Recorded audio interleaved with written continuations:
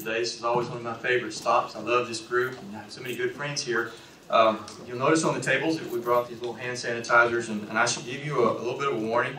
Don't just squeeze as hard as you can until something comes out, unless you take the little paper cap off. Because if you keep squeezing, it will at some point explode in your hand. That's pretty messy, so take that little paper cap off before you use it. That's just a safety message from your local electric cooperative. This is Cade Murphy. He's my co-worker and my friend. He's a licensed professional engineer, graduated from Lamar University.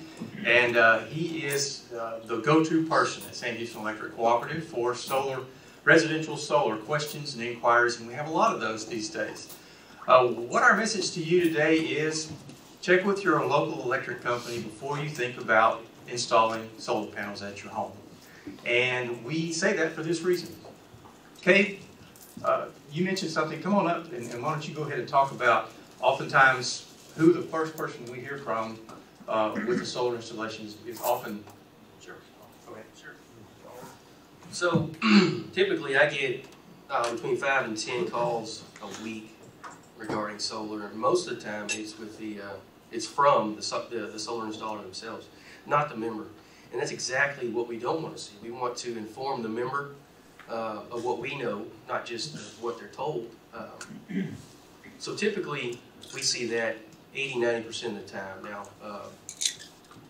the other 10 to 20%, the customer does call in, and I inform him of what I know, the expected lifetime of the system, payback periods, which we'll get into later on.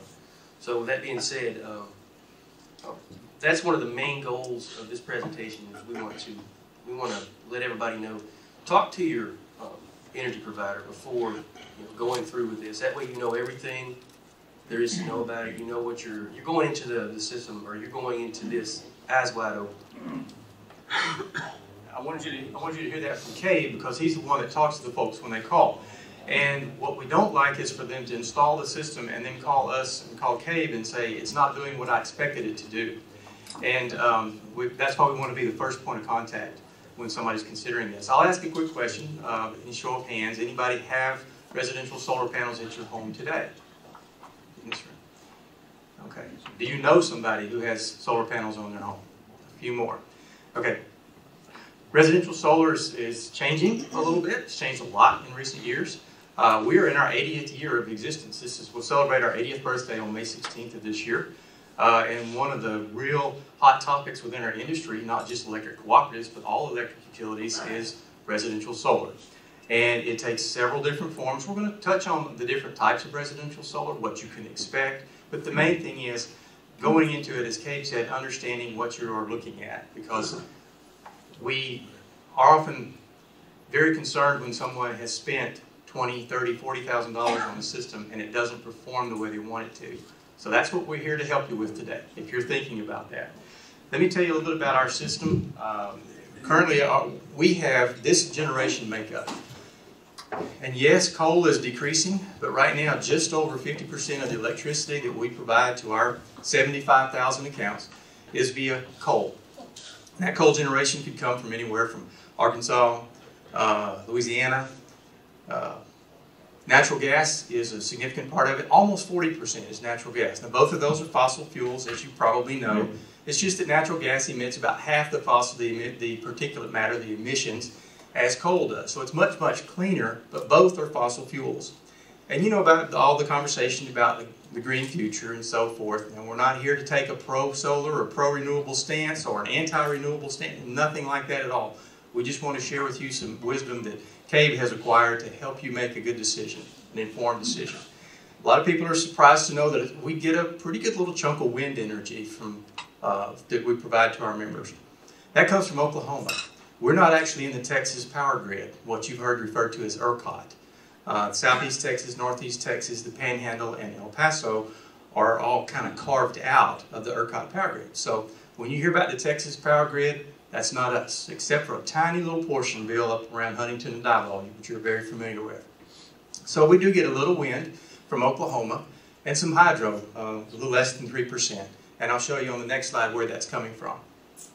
So, renewable energy is expected to increase by 139% by the year 2050, and that's according to the U.S. Energy Information Administration.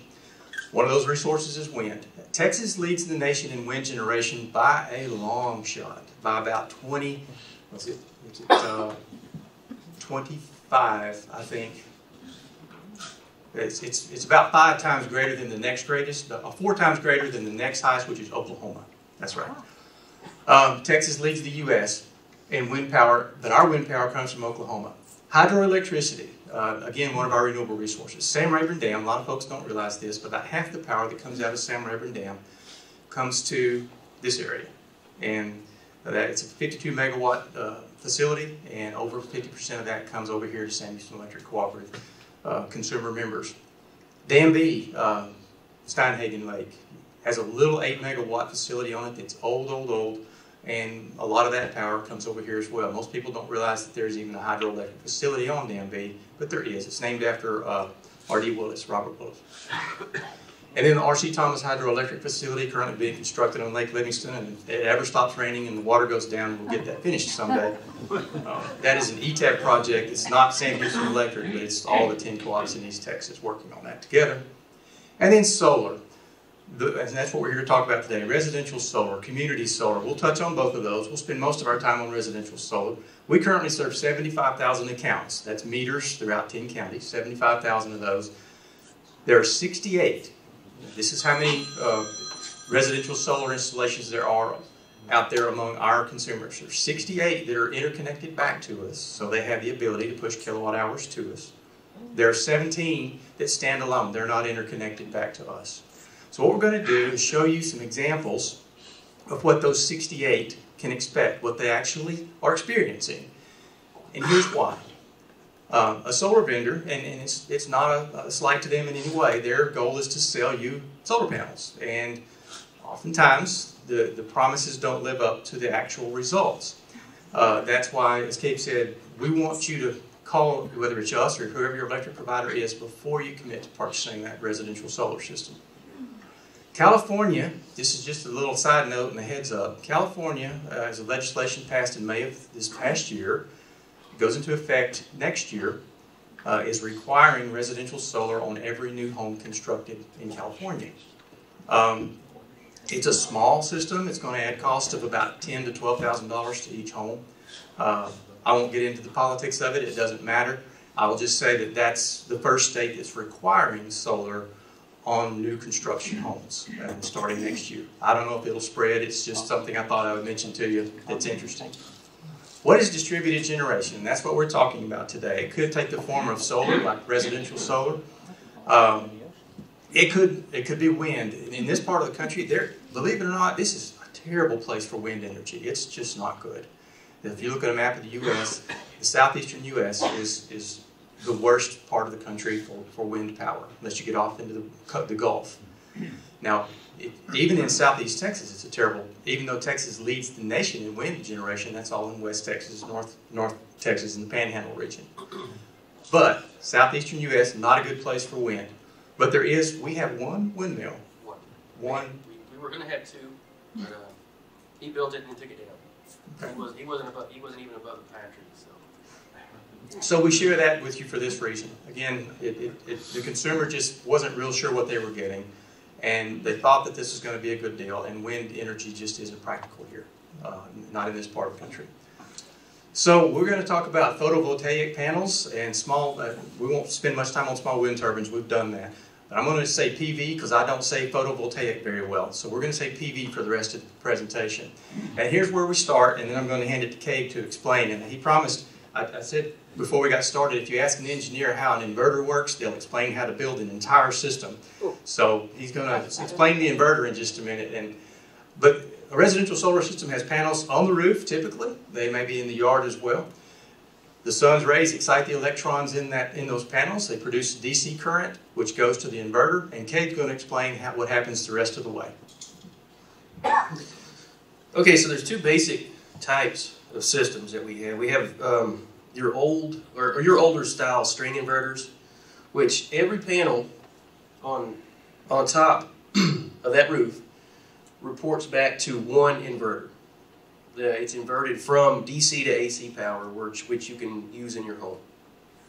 Second style, it's a newer style. It's it's what people want to go with. It's what I recommend if you're going this way. It's called the microinverter style. So each panel on the roof, it has its own inverter. This allows you to connect to each panel separately, and it gives you troubleshooting abilities. The string inverters, if you have a panel that is, say, shaded partially, the maximum power output for that string inverter is the amount of power that comes out of that one, or the least inverter. So it really strangles your system down. Microinverters are exact opposite. It kind of meshes everything back together, and you get maximum power output. So basically, power's produced up there, comes through the inverter, converted from DC to AC, goes through a switch. Now this is very important, these two systems right here. And Keith, if you mind, I want to touch on the safety aspect of it. In this DC to AC converter, and well, just say in the inverter, you have to have shore power for this thing to operate. So when our power, and this is it's a common misconception between our members and us. If we lose power to your home, if you don't have batteries, which most people don't, we'll touch on that later on. If you lose power to your home, the system shuts off. It's for safety reasons. If you're still producing power, a transformer like you have outside of your house, it steps the voltage down from either 25 kV, 15 kV, it steps it down to 120, 240, it'll also step the voltage back up. So with the safety built in, we have to, when we go out and test these systems, we have to make sure when the power's cut, they go off. Because if they're producing power, and our lineman down the line thinks, hey, this line's killed out, and he's working on the line, they can produce power, step it back up to 25,000 volts, hurt, injure, maim a lineman, or somebody down the line trying to do work on the line. So that's very important too. So what you don't use, what the member doesn't use in their home appliances, it's put back on our system. It goes through our meter. We have 3 registers on our meter. Basically what's coming into your home, what's coming out of your home, and then it totals them together. So I think it's 2, 4, and 6. 2, 4, yeah, I think so. That's totaled on your bill, which Keith has a screenshot later on, explains exactly what I'm talking about. So that being said, I'll turn it back over to him. Well, most of the systems that we see are fairly small. They're getting larger as prices have come down. But as the power that's not consumed, as he said, these meters have been installed since 2015. So we now have the ability to measure what goes in and what comes back from the home. If you don't have any kind of generation like solar, nothing's coming out of your home, obviously. So you're only having what's going in.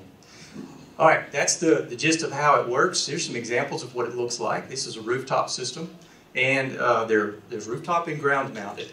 We're seeing a little bit more of the ground mounted. Would you say they're generally smaller than the rooftops? They are. Okay.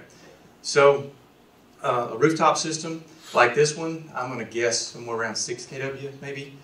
We've got some exact examples we'll show you in a minute. That little one, the difference is, and ideally this is the southern facing roof line. And it's going to catch as much sun as a fixed panel can as the sun travels across the sky. And over here, that ground mounted one, it's going to tilt and follow the sun as it travels across the sky. So it's going to be a little bit more efficient, and it'll produce more power as a result of that. However, space is generally more limited in the yard than it is on the roof. Out in the yard, it gets in the way, and it's taking up valuable space in your yard. Whereas on the roof, you're not going to trip on it or anything like that. There's another set of things we'd like you to think about, though, before you go roof mounted. This is an example of one that actually is on our system. It's down around Moss Hill. Cave and I visited there just a few months ago and actually watched the sun come up, and around 10 a.m. it began to increase its productivity, and then we stayed and watched it reach peak, and we didn't stay until there's a curve that it follows as it ramps up in the morning and then comes down later on. So what happened here? This is a 12 kW system. It's pretty large as residential solar systems go. That's the south-facing roof, which is where most of the panels are. That makes a lot of sense. And then you've got your east and west facing, and the providers sold them panels to go on those sides of the house as well. They're not nearly as efficient as the panels over here. And this is why we're so passionate about this. This consumer actually purchased a system, and the provider told them it's going to do all these things. You're not going to have an electric bill. You're going to make money. And that's just not the way it works. And I'm not criticizing the providers, but we're telling you this for a reason, because the tax credits are going to run out in a couple of years, and the pushes are going to be on to sell these things. So you may be getting called. Somebody wanting you to buy panels to put on your home. So this is why we're telling as many people as we can, contact us first and let us help you make a smart decision. So these panels probably are not worth the money that he invested in them. That system was also larger than the 10 kW that our system allowed for to get full payback and bill that energy charge on our bill. That's what they get back, which is a really good deal for the consumers. It's very consumer friendly, but it was a 10 kW limit at the time. So he bought a 12 kW system, and it was putting electricity back onto our system, and he didn't get the benefit of that full energy kilowatt hour price. So that's since been changed. We upped it to 15 kW. It's even more consumer friendly now, our policy, and this consumer is doing a lot better now. But this is a 12 kW system, actually a pretty large one. What happens at night and on cloudy days? They don't produce electricity. And battery storage, and Kate, you want to talk a little bit about battery storage, how it's coming along and the types of it? So battery storage is kind of the missing link in the solar realm. And someday it will, next 20, 30 years, the battery technology will grow to where you can buy a battery and it'll be cost effective. But at this point, it's not. Most people, when they buy a system, you're looking at $4 a watt. So you multiply that out, 10 kW systems, $40,000. If you were to buy a set of batteries for that, that would basically meet all your needs for that system, you just double that. So you're looking at $80,000. And you factor in the maintenance.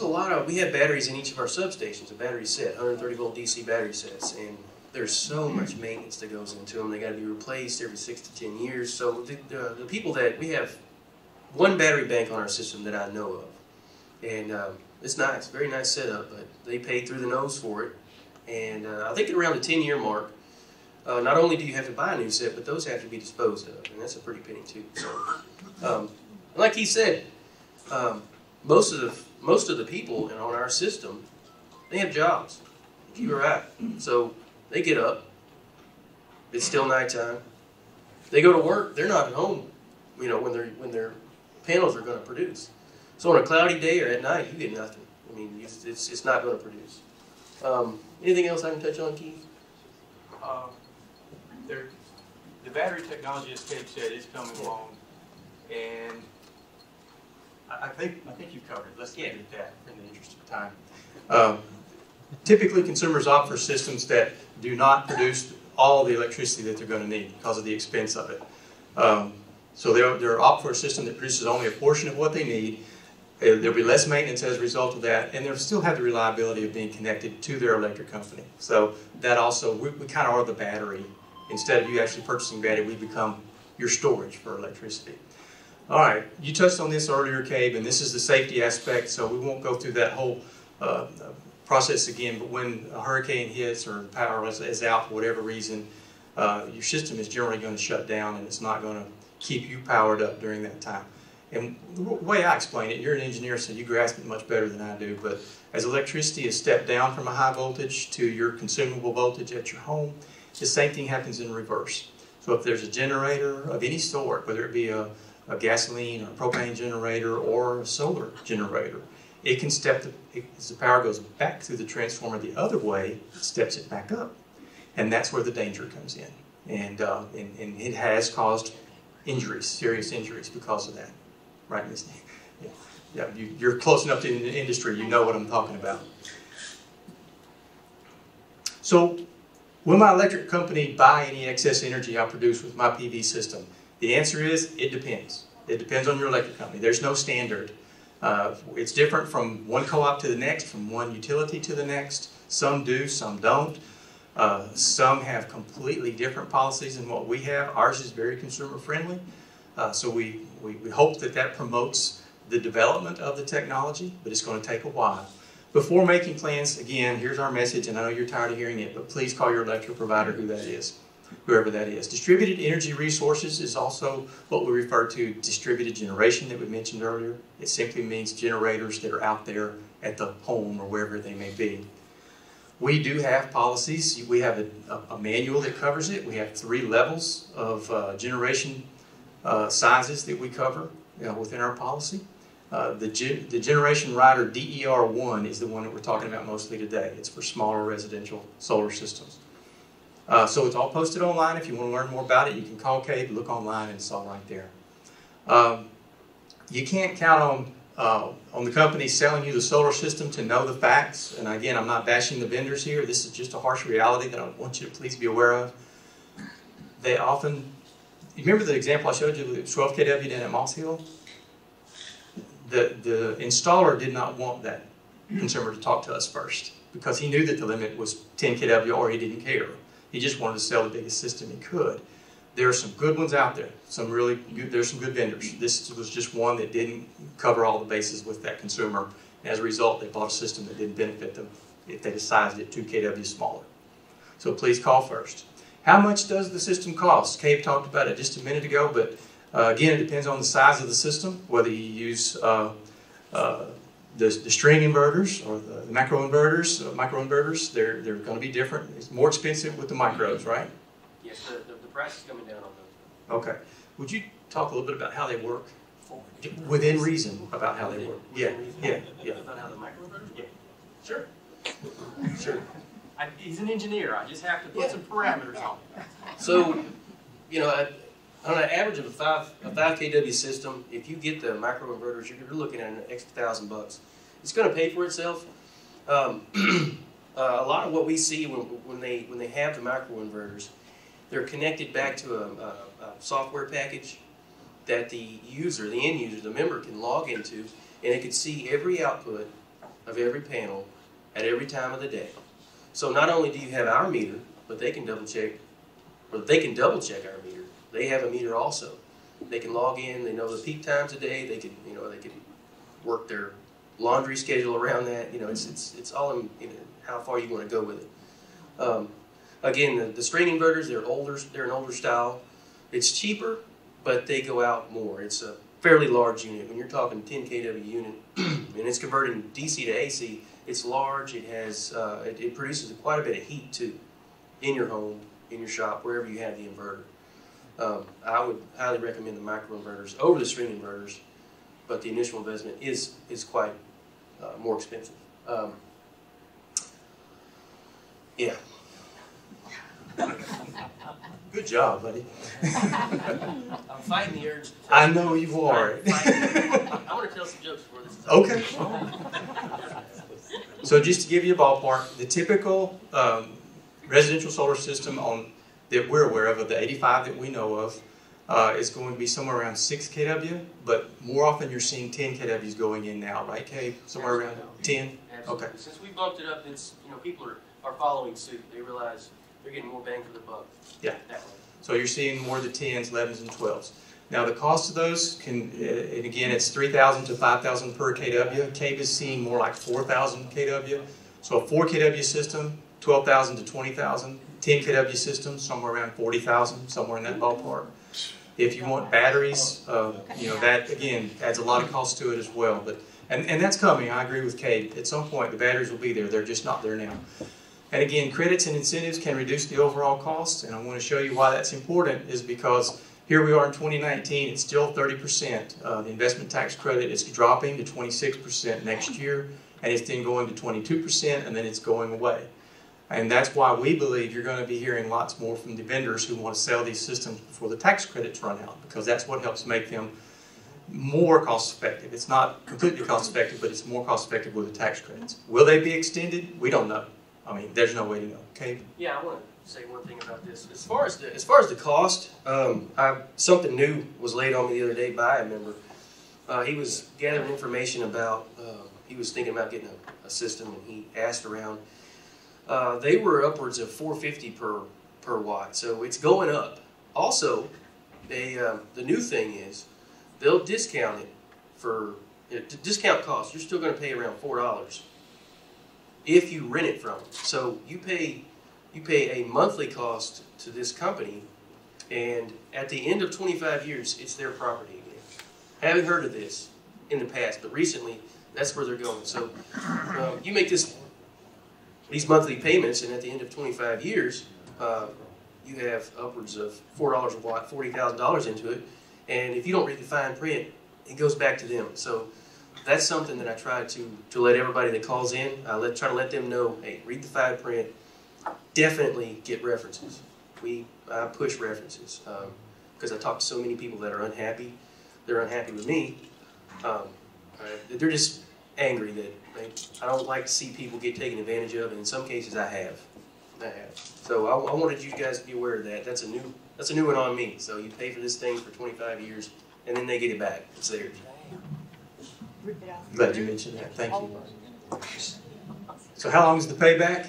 Could be from 10 to 20 years. Again, there's lots of variables, including the system costs, tax credits, how much electricity does it produce. I'll move quickly, so I really want you to see an example here. This is one of our better performing interconnected systems. It is a 7 kW system, so it's not small, it's not big, it's kind of in the middle. Now, it's kind of hard to read here, but this is their September electric bill. There's a $10 charge per month that we put on these because of what we have to do in added administration for these accounts. But in this case, they sold back 230 kilowatt hours. They got 7.34 cents for each of those kilowatt hours. So they got a credit of $16.88. So they netted out $6.88 to the good on that September, which was a good solar month. In October, a little similar. They sold back 243 kilowatt hours and again got 7.34 cents for those kilowatt hours for a credit of $17.84. Take away the $10 for the distributed generation metering charge, and they netted it to the good $7.84. That's pretty typical. Is that? I'm not going to say typical. That's a pretty good one. That's not bad. That's not bad. That's pretty good. So our goal today is for you to see this is a real situation. This is a real account. I didn't put the meter number or the account number or the name up there. This is back from September and October. So that. That's the bill. Oh. That doesn't include the insurance. Oh, okay. We do, because of the safety issue that Kate mentioned earlier, there is a requirement for a liability insurance policy, and we asked for a $1 million liability policy, which costs about $200 a month. As soon as I say $1 million, everybody just shuts down, and there's no way. I mean, $200 a year. Thank you, Kate. $200 a year for $1 million for liability insurance to cover these, so it's not a big cost. Politically, I get phone calls from elected officials saying, why do you do this? But when I explain it's only $200 a year, or actually it's less than that, then they say, oh, okay, we get it now. But that's that $1 million. It goes into their brain first, and we should reverse how we say it, I guess. But that's a big thing. Have you? Good for you. You're pretty smart for an engineer. You mapped it out. Yeah. Well, look, a couple more slides here. This is how long do they last? They could last approximately 30 years. Keep in mind that over time they decrease in their efficiency, so the output's going to get less over time. That doesn't mean after 30 years they're not producing. Not at all. They may be at 70% or something like that. Typically you lose about 0.5% a year after a while. So efficiency goes down. Most manufacturers offer a 20 to 25-year warranty, and the panels may outlast the roof that they're put on. So I want to mention that because see this photo here? Look at that roof. It's not in the best shape, and those panels are going right on top of it. So they're going to need a new roof before those panels come off that roof. So that's just something to think about before you get into it. They're going to have to get a new roof and possibly panels, yeah, at the same time. So what other options are there? And Kate, you just mentioned the one where now the residential consumer may not own the panels. They just lease them. There's also the concept of community solar that some electric utilities are putting in and other vendors as well. This happens to be one that Cave and I visited over in BDICE, and it is from Mid-South Synergy, a co-op over there. My son happens to work there, and this is one of the projects he was responsible for selling the output of. And they sold the output of this 2 megawatt facility very quickly, so it's subscribed out. So it's very popular. So that's one of the things that electric cooperatives and other utilities are looking at. We are looking at it as well. So what you would be able to do is purchase the output. Say I want to buy the electricity from that facility without having to make any investment in it. So you would buy the kilowatt hours that come out of it instead of having to put panels on your home. That's another way to support renewable energy without having to make the huge investment up front. So that's attractive to some people. Others want the panels on their home, or they want them in their yard. So it's just whatever suits you and fits your needs and your budget. So I think what we'll say as we kind of wrap this up is please call your electric utility company before you get down the road with this. You are probably going to be approached, I think, within the next couple of years from someone who's selling residential solar, trying to encourage you to please do this before the tax credits run out. That's the message you're going to hear. So CAVE is here, and I'm there, and I know a lot of you, so please feel free to call us and we'll connect you with the knowledge that you need to make an informed decision.